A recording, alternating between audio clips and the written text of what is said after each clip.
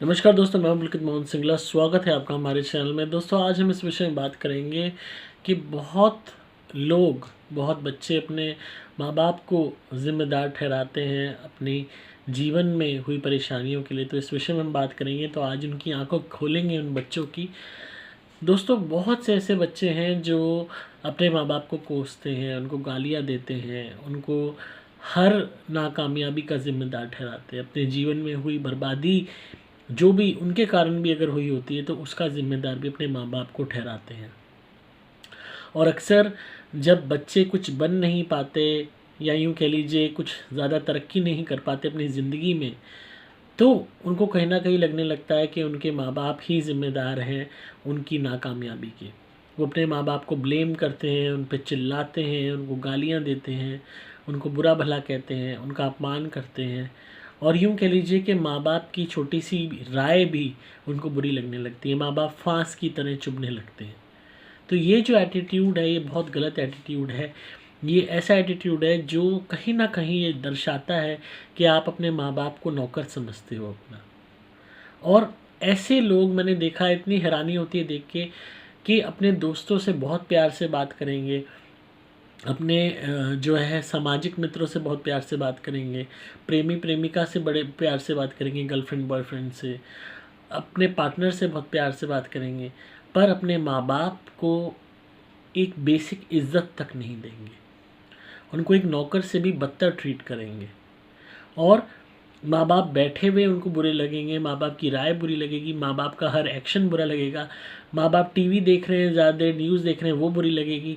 माँ बाप कुछ मदद मांग रहे हैं, वो बुरी लगेगी। माँ बाप कुछ खाने को मांग रहे हैं, वो बुरा लगेगा। और जब इसकी इंतहा हो जाती है तो ऐसे बच्चे माँ बाप पे खींच उठाने लगते हैं, और खींच उठाते उठाते हाथ तक उठाने लग जाते हैं। किस बात का नखरा है ये? किस बात की अकड़ है? किस बात का घमंड है?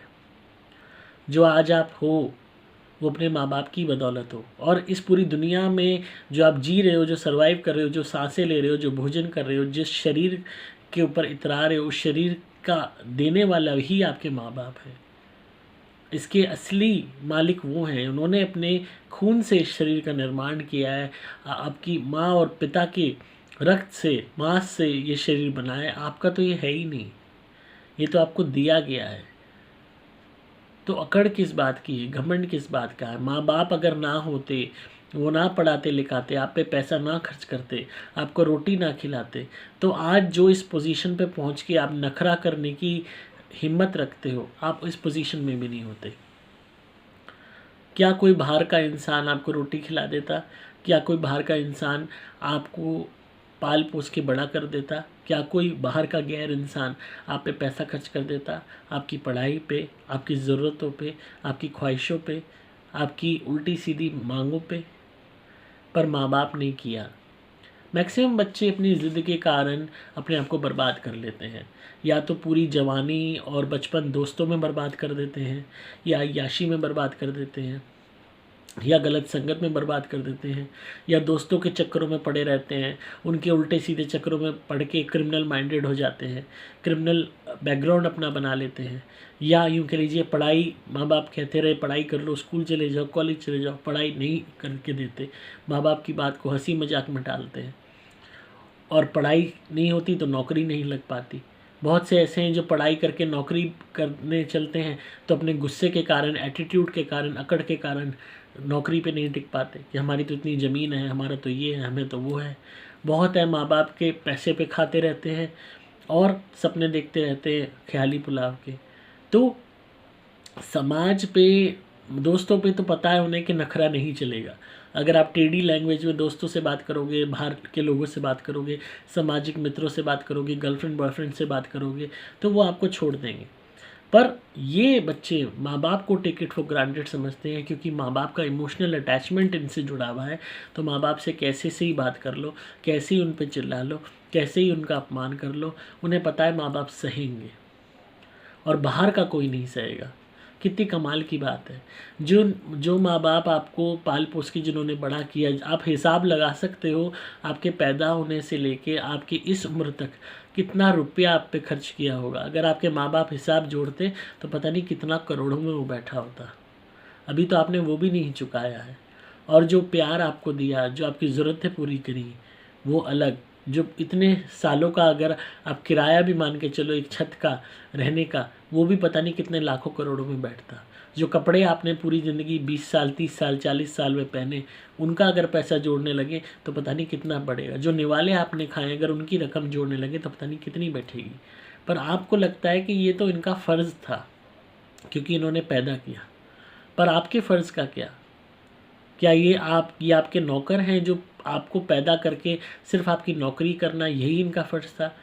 आपकी जूठन उठाना, आपकी टट्टी पोटी साफ़ करना, आपके ऊपर पैसा खर्च करना, आपकी गालियाँ सुनना, ये तो यूँ ही वाली बात हो गई कि मालिक पैदा हुआ है नौकरों के ऊपर कि वो नौकरों पे हुक्म चला रहा है और उनको कैसे ही ट्रीट कर रहा है, और वो नौकर एक ऐसे स्लेव की तरह, एक सर्वेंट की तरह, एक लॉयल सोल्जर की तरह बस आपकी सेवा करे जा रहे, करे जा रहे, करे जा रहे।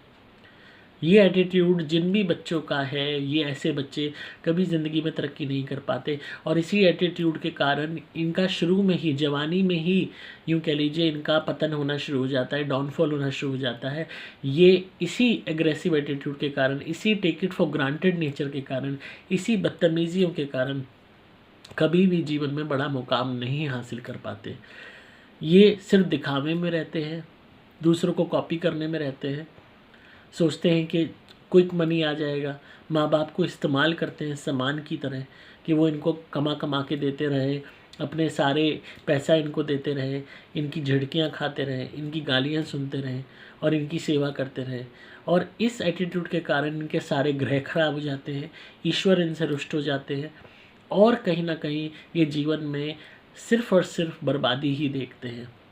ये अगर 2 पैसे कमाएँ भी तो वो इधर उधर खर्च हो जाता है। ये कभी भी वो अमीरी, वो तरक्की, वो खुशियाँ, वो सुख चैन हासिल नहीं कर पाते जो सही मायने में किसी को मिलना चाहिए। क्योंकि ये पूरी ज़िंदगी कुन-कुन करते हैं, पूरी ज़िंदगी जिस तरीके से एक कुत्ता कुन-कुन करता है, इसी तरीके से कुन-कुन करते रहते हैं, परेशान रहते हैं, अशांत रहते हैं, व्याकुल रहते हैं, लालच में भरे रहते हैं, हवस में भरे रहते हैं, घमंड में भरे रहते हैं, अकड़ में भरे रहते हैं, बदले की और नफ़रत की भावना रखते हैं। और यही भावना जब ये अपने माँ बाप के प्रति जब नेगेटिव दिखाते हैं तो कहीं ना कहीं ईश्वर तक इनसे रूठ जाता है, क्योंकि माँ बाप ईश्वर का ही रूप होते हैं इस पृथ्वी पे, जिनके द्वारा हमें सब कुछ प्रदान होता है, सब कुछ मिलता है। तो अपनी नाकामयाबियों का ठीकरा अपने माँ बाप पे मत फोड़ो। अगर आप वक्त पे नहीं पढ़े, अगर आपने पढ़ाई को सीरियसली नहीं लिया, अगर आपने अपना वक्त बर्बाद किया उल्टे सीधे यार दोस्तों में, अगर आपने अपने आप को गलत आदतों में डाला, अगर आपने अपने ऊपर ध्यान नहीं दिया, तो इसका ज़िम्मेदार आपके माँ बाप नहीं, इसके ज़िम्मेदार आप खुद हो। अगर आपने प्रयास नहीं किया, बहुत से ऐसे बच्चे होते हैं, 2-3 बच्चे हैं घर में, एक बच्चा पढ़ने वाला है, दूसरा बच्चा आवारागर्दी वाला है, तो माँ बाप अक्सर जो पढ़ने वाला है उस पर थोड़ा ज़्यादा ध्यान देने लगते हैं।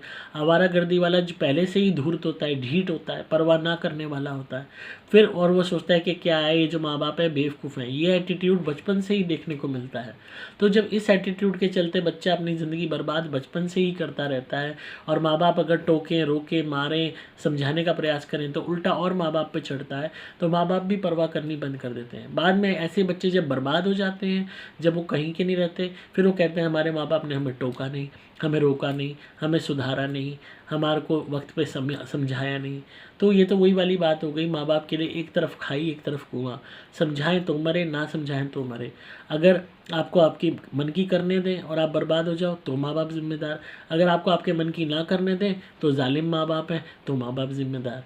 तो दोनों ही अवस्थाओं में माँ बाप का मरण हो जाता है।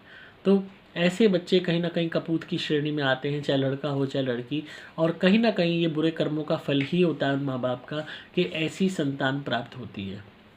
और ऐसी कपूत संतानें खुद तो बर्बाद हो ही जाती हैं, पूरी ज़िंदगी अपनी बर्बाद कर देती हैं, चाहे लड़का हो चाहे लड़की हो, और खुद बर्बाद होके उसका ठीकरा माँ बाप पे फोड़ देते हैं।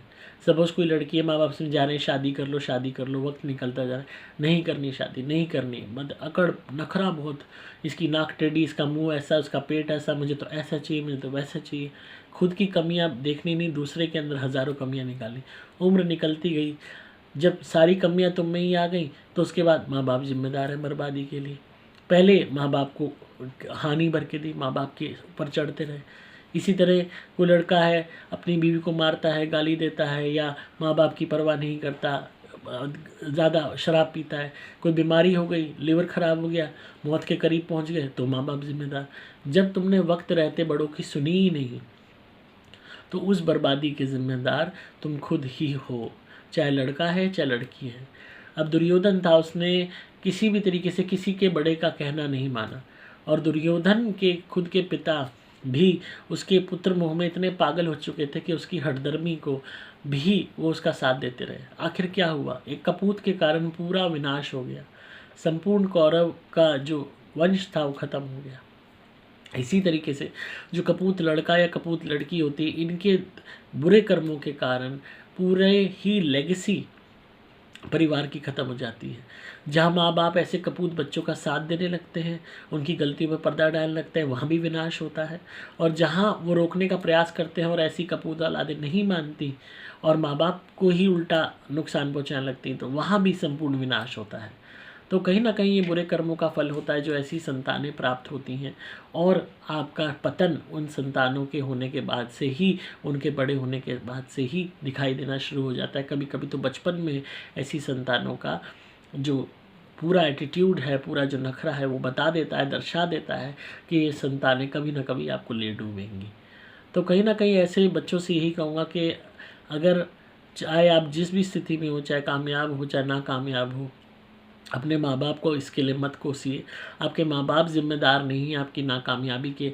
अगर कामयाब हो जाते तो जी हमने किया, नाकामयाब हो गए तो जी माँ बाप के कारण। तो ये अपने आप में एक हिपोक्रेसी है, एक कहीं ना कहीं दोहरा चेहरा है, एक गलत भावना है, जिसको रख के आप कभी भी जीवन में खुश नहीं रह सकते, कभी भी सुकून नहीं पा सकते। इसलिए यही कहूँगा अंत में वीडियो के कि अपनी नाकामयाबी का जिम्मेदार अपने माँ बाप को ना ठहराएं। कहीं ना कहीं अपने कर्मों का चयन करें, कहीं ना कहीं इस बात को समझें, कहीं ना कहीं याद करें अपने उस पल को जब आपके माँ बाप आपको समझाते थे पर आपने उनकी नहीं सुनी। अपने किए हुए उन बुरे कर्मों को याद करें, अपनी उन गलतियों को याद करें, और खुद से ही मेहनत करके जीवन को सुधारने का, प्रायश्चित करने का प्रयास करें। उस माँ बाप को जिन्होंने आपके लिए पूरी ज़िंदगी दे दी, उनको गाली दे के, कोस के, उन पे चिल्ला के किसी भी चीज़ का हल नहीं निकलेगा। कहीं ना कहीं आप कुदरत को और नाराज़ कर दोगे, कहीं ना कहीं आप ईश्वर को और नाराज़ कर दोगे, और अपने माँ बाप के दिल को तो ठेस पहुँचाओगे ही, जिन्होंने ना जाने कितनी मन्नतें मांग के आपको पैदा किया होगा। तो अंत में यही आपसे प्रार्थना करता हूँ कि अपने माँ बाप को ना कोसें, उनको गालियाँ ना दें, उनको ज़िम्मेदार ना ठहराएं, उनसे प्यार से बात करें और मेहनत करें। जो कुछ हासिल होगा खुद की मेहनत से हासिल होगा, किसी पे नखरा करने से हासिल नहीं होगा। माँ बाप पे आप इसलिए नखरा करते हो क्योंकि आप जानते हो आपसे प्यार करते हैं, तो आपकी हर वो बकवास को सहेंगे। बाहर के लोगों को यही नखरा दिखा के आप दिखाओ, देखो कौन आपकी सुनता है। उल्टा आपको बदले में लोग सुना भी देंगे, हो सकता है एक आध जमा भी दें। तो इसलिए क्योंकि माँ बाप सुन रहे हैं, आपसे प्यार करते हैं, इसका मतलब ये नहीं कि वो बेवकूफ़ हैं, इसका मतलब ये नहीं कि वो इंसान नहीं है, इसका मतलब ये नहीं कि उनके मन में भावनाएं नहीं हैं, उन्हें दर्द नहीं होता, उन्हें बुरा नहीं लगता। वो मन ही मन रोते होंगे जब आप उनकी बेइज्जती करके निकल जाते होगे या निकल जाती होगी। इसीलिए यही अंत में प्रार्थना करता हूँ कि अपने माँ बाप का सम्मान करें। माँ बाप बड़ी मुश्किल से मिलते हैं, जिनके नहीं होते वही इसका दर्द समझते हैं। जब हैं तो उनका सम्मान करें। बाद में उनके निमित्त आप चाहे कितने ही दान कर लो, कितने ही भंडारे कर लो, कितने ही कुछ कर लो, अगर जीते जी उनका सम्मान नहीं किया तो बाद की उस सब का कोई फ़ायदा नहीं। तो इसी तरह सुनते रहिए, प्यार देते रहिए। आज मैंने वीडियो इसलिए बनाई, बहुत मेरे पास इस तरीके के केसेस आते हैं दोस्तों, जहाँ बच्चे अपने माँ बाप से रुष्ट हुए हुए हैं, या माँ बाप अपनी व्यथा बताते हैं जहाँ बच्चों ने उनका जीना हराम कर रखा है।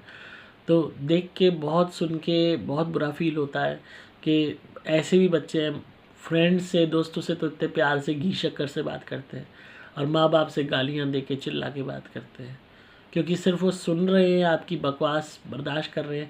तो इसका मतलब ये नहीं कि वो आपके ख़रीदे हुए गुलाम हैं, जिनका जो पैदा ही हुए हैं सिर्फ आपको बड़ा करने के लिए, आपकी बकवास सुनने के लिए, आप पे पैसा खर्च करने के लिए, आपकी गालियाँ सुनने के लिए। ये उनका बड़प्पन है कि वो इतना कुछ सह के भी आप पे पैसा खर्च करते हैं, आपकी परवाह करते हैं, आपके लिए दिन रात चिंतित रहते हैं। तो इस चीज़ को टेक इट फॉर ग्रांटेड ना लें, उनका सम्मान करें। तो मुझसे रहा नहीं गया, इसलिए मैंने आज ये वीडियो बनाई, ताकि उन भटके हुए बच्चों की आंखें खुलें। तो इसी तरह सुनते रहिए, प्यार देते रहिए, सब्सक्राइब कीजिए चैनल को ताकि आपको पारलौकिक और आध्यात्मिक दुनिया का ज्ञान मिलता रहे। अगर आप किसी भी नेगेटिविटी या भूत प्रेत ब्यादा से परेशान हैं, ब्लैक मैजिक से परेशान हैं, तो आप मेरी धुनी ज़रूर मंगवाइए, घर में जलाइए, आपको कमाल के रिजल्ट्स मिलेंगे। आप मेरे द्वारा अभिमंत्रित कवच या लॉकेट भी धारण कर सकते हैं, आपकी रक्षा होगी। आपको सिंपली मोबाइल नंबर 8130331007 पे व्हाट्सएप मैसेज या कॉल करना होगा। डिस्क्रिप्शन में आपको डिटेल्स मिल जाएंगी। मैं हूँ आपका दोस्त पुलकित मोहन सिंगला।